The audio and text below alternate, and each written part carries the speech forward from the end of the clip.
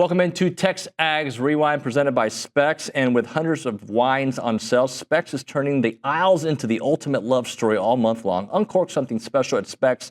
The fun starts here. I feel like I'm a great representative of Specs because my wife drinks a lot of wine, and so we go to Specs. Anyway, Nick Savage, favorite part of the program? Kendall Rogers. I think it was the first name you thought of. No. He was good, though. Yeah. Was he really your favorite? Yeah. Okay, I'll tell John Harris. All right, Kelly, what was your favorite part? I want to go back. I also have a friend that likes to drink a lot of wine, so she probably is a good representation. Oh my gosh. Did you just throw somebody under the bus? That was awesome. I didn't. Is your friend yourself? Maybe. My favorite part of the show is Trisha Ford. Trisha, Nick, you lost. Kelly won. I just want to let y'all know bullets are flying back here, so y'all better wrap this up quick. John Harris on the program as well. Olin Buchanan, believe it or not, made an appearance on the show, so he'll be on the Rewind. That and more. It is TexAgs Rewind. The number one team in the SEC with returning production is? Texas A&M. I don't know. Yep. I would think with Le'Veon Moss and all the running backs coming back. They're number 6 in the country, number 1 in the SEC, followed by in the SEC at 8, Vanderbilt. Here's how I feel about that. I'd rather it be this than that. I'd rather have returning production than not. But what I really care about is winning. Yeah. Right? Like, cool. We were the number 1 team last year in the SEC with returning production as well. Is that right? That is right. Look, I'm saying it again. I mean, it's still February, so a lot could change. But I love what I project for the offense. I mean, I love it. I really believe. That said, I thought that I'll own it. I thought Connor Wigman was ready for a big year last year, and I'm incredulous what happened here. But I saw enough from Marcel Reed that I think he's going to be one of the top 5 quarterbacks in the SEC. And you know, who isn't going to feel good about the running back situation with Le'Veon and Reuben Owens?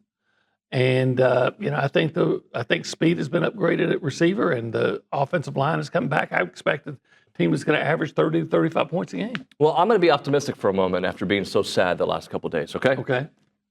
I think your secondary is better. I sure hope so.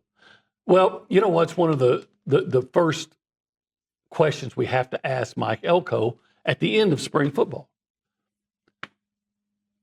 Do you have guys that know how to play zone now? Yeah. You know, A&M, you know, with all the guys that they have here, especially on the defensive line. And I think all those guys are talking today at some point. But I think they did kind of edge and some of the outside linebackers earlier. So I think both Shamars, will speak later this afternoon. So that'll be interesting. And I know everybody wants to see Shamar Stewart work out. He's a freakazoid. You know, what does he post? And I think we're going to hear his name a lot this weekend for what workout he puts together over the next couple of days. Because I think he at 281 pounds, I think he was at the Senior Bowl. I mean, he's going to put on a show, and that's just going to get people that much more excited about what he can do.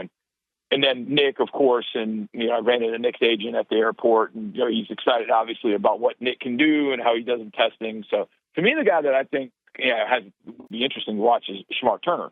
And I think he would be a really good fit with the Texans, needing some interior defensive line help. You know, he's got some twitch off the football. I mean, I think he's got good, strong hands, very athletic. I think Shamar Turner could be a guy that be in play for the Texans at some point in this draft. Talking to John Harris here on the Buffy's Catering Hotline. Johnny, I don't have the quote in front of me, but Andrew Berry basically said he has no interest in trading Miles, and he expects him to be here, that they're all frustrated with what's happening in Cleveland, but he expects him to be a Brown. Sounds to me like, of course he'd like to keep him, but part of the whole negotiation thing, make it look like that you're not going to get rid of him, try to get more. Oh, absolutely. Now, there's going to be a market for Miles, I can tell you that. I had dinner last night with my buddy Sal Capaccio, silent reporter of the Bills, and he's like, man, you had Myles Garrett to the Bills, and look at what we could do. Like, he had no bleep, Sherlock.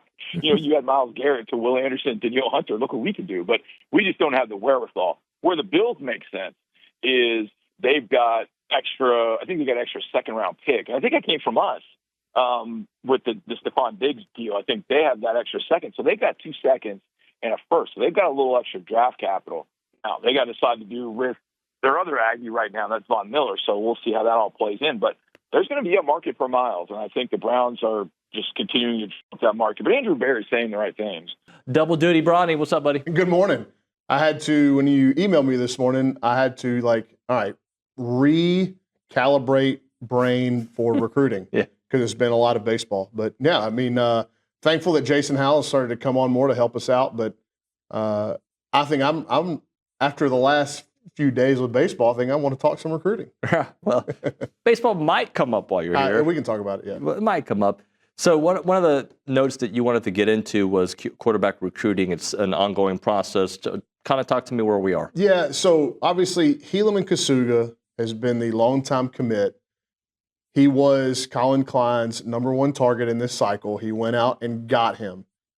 The staff would be more than happy than just to sign Helaman Kasuga and be done. But after last year, I think, and this has been communicated from what I understand to the Kasugas, like, hey, like, we got burnt last year by recruiting one out-of-state guy.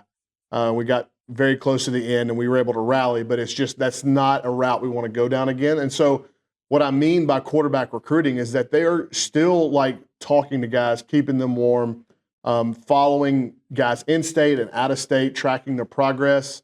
And there are mostly in-state names that they're kind of doing their research on, but there's a quarterback out of Cincinnati, Ohio named Matt Ponatowski, who is an elite baseball player, like elite, potential MLB draft guy that has already been offered by Mike Early and Caleb Longley on the baseball side, but he has turned himself also into a really, really intriguing college football player and quarterback more specifically.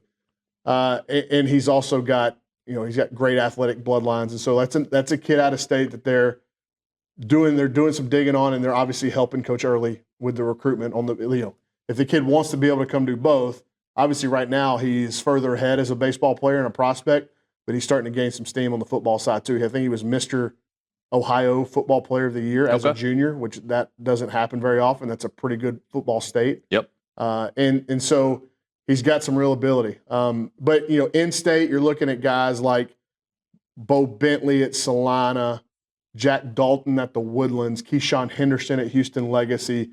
There's probably 4 or 5 quarterbacks in the state of Texas that they are continuing to do research on. And it's a good segue into what is going on right now with the coaches not out on the road, seeing kids face to face, going to high schools. Yeah, it's really interesting. I saw a couple of innings over the weekend against Cal Poly at the very end of the Sunday game, and I didn't really like what I saw. So I was like, you know what, I'm going to sit down and actually watch the Tuesday game and just look. I want to see the bats, I want to see the body language, I want to see those kind of things. And I'll be really honest with you. I mean, outside of Wyatt Hensler, I did not see great body language. It did not look like a team that was ultra inspired. A lot of lazy at bats, I thought. I mean, there were some times where you were in some advantageous counts, and I just didn't like the approach. So I think there's a few things at play here. The season is not over. We are in literally week 3 of college baseball. I mean, there have been teams that have been 500 at the midseason mark and won national championships. So anybody who thinks the season's over is crazy.